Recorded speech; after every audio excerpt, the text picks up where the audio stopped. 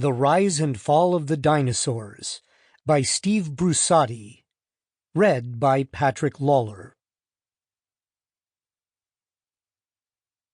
Prologue. The Golden Age of Discovery. A few hours before light broke on a cold November morning in 2014, I got out of a taxi and pushed my way into Beijing's Central Railway Station. I clutched my ticket as I fought through a swarm of thousands of early morning commuters, my nerves starting to jangle as the departure time for my train ticked ever closer. I had no idea where to go. Alone with only a few words of Chinese in my vocabulary, all I could do was try to match the pictographic characters on my ticket to the symbols on the platforms. Tunnel vision set in, and I barreled up and down the escalators, past the newsstands and noodle joints like a predator on the hunt.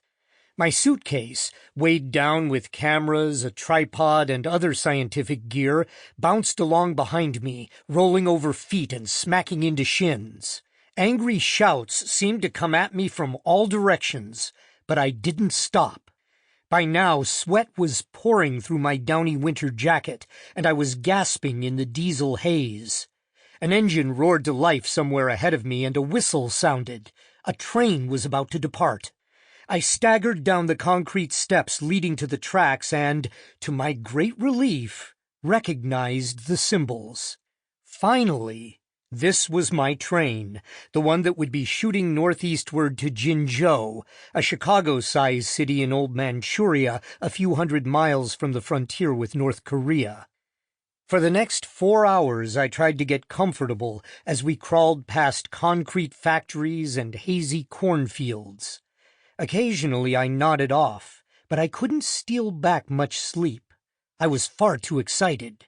A mystery was waiting at the end of the journey, a fossil that a farmer stumbled upon while harvesting his crops. I had seen a few grainy photos sent to me by my good friend and colleague Junchong Lu, one of China's most famous dinosaur hunters. We both agreed it looked important.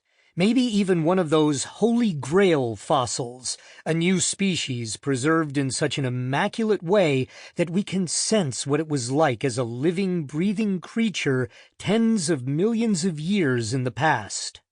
But we needed to see it ourselves to be sure. When Junchong and I stepped off the train in Jinzhou, we were greeted by a band of local dignitaries who took our bags and ushered us into 2 black SUVs. We were whizzed off to the city's museum, a surprisingly nondescript building on the outskirts of town. With the seriousness of a high-level political summit, we were led through the flickering neon lights of a long hallway into a side room with a couple of desks and chairs. Balanced on a small table was a slab of rock so heavy that it seemed the legs were starting to buckle.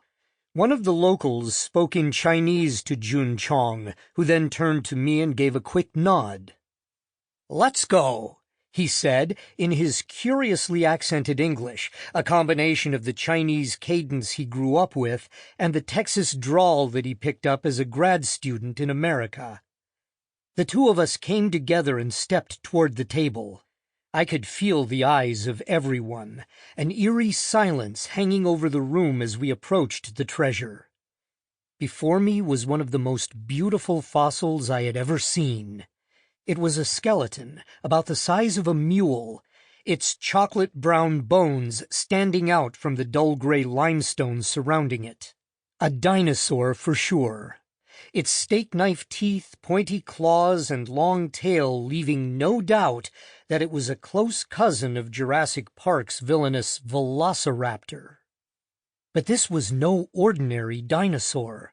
Its bones were light and hollow, its legs long and skinny like a heron's, its slender skeleton the hallmark of an active, dynamic, fast-moving animal.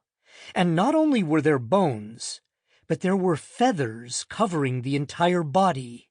Bushy feathers that looked like hair on the head and neck, long branching feathers on the tail, and big quill pens on the arms, lined together and layered over each other to form wings. This dinosaur looked just like a bird.